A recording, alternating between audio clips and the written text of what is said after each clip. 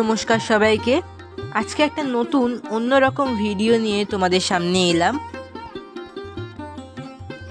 তোমাদের তো সবসময়ই বলি আমার গুরুদেবের কথা। আমাদের গুরুদেবের বাড়িতে প্রচুর বড় করে পুজো হয়, তোমরা তো সবাই জানোই, আমি প্রত্যেকটা ভিডিওতেই বলি সেটাই।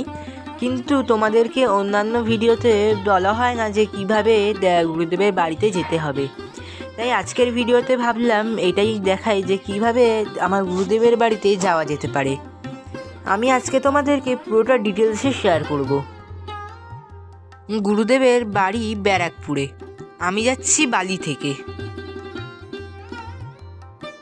ইনি হচ্ছেন আমাদের গুরুদেব, এনার নাম হলো মৃত্যুঞ্জয় মহারাজ। যে যেখান থেকেই আসো না কেন ব্যারাকপুর স্টেশনে আগে আসতে হবে। আমি দমদম হয়ে এলাম, তো যেখান থেকেই আসো না কেন ব্যারাকপুর স্টেশনে নামবে, নেবে 4 নম্বর প্ল্যাটফর্মের দিকে আসবে।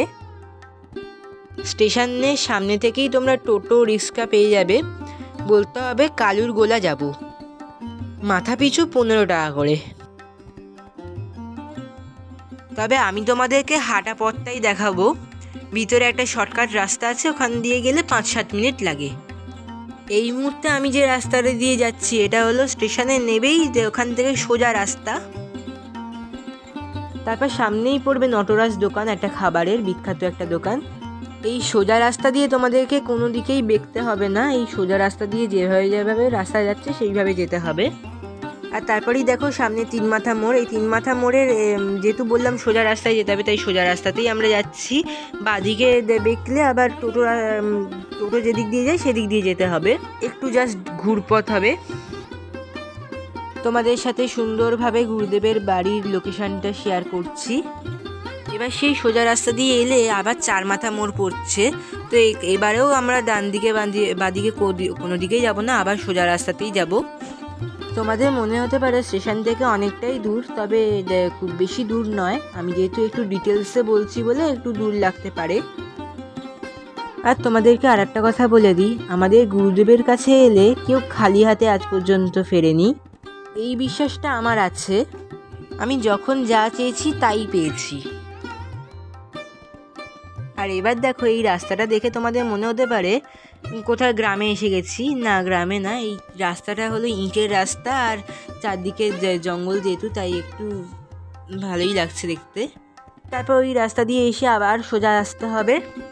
আর এই রাস্তা কিন্তু পুরো সোজাই বলতে গেলে, মানে কোনো দিকে এমনি বেঁকতে হচ্ছে না, যেখানে গিয়ে ধাক্কা খাচ্ছে সেখান থেকে একটু বেঁকতে হচ্ছে শুধু।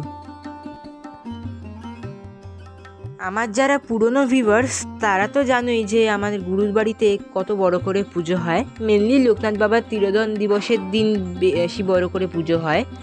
আসলে গুরু বাড়িতে একটা লোকনাথ বাবার মূর্তি আছে।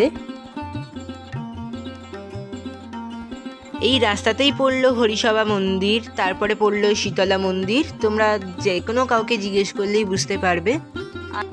আর এবার যে আমি বাদিকে একটা রাস্তা দেখালাম, ওই রাস্তা দিয়ে টোটো আসে, এসে এই রাস্তায় ওঠে। আর তারপরেই পড়বে নবশক্তি সংঘ ক্লাব। সামনে যে মোড়ের মাথাটা পড়ছে এই পোস্টের এইখানটাকেই বলা হয় কালুর গোলা। আর এবার আমরা ডান দিকে ঘুরে যাব, আর সোজা নয়। এই সোজা রাস্তা দিয়ে গেলেই লাস্ট যে বাড়িটাতে আমরা ধাক্কা খাচ্ছি সেই বাড়িটাই হলো আমার গুরুদেবের বাড়ি।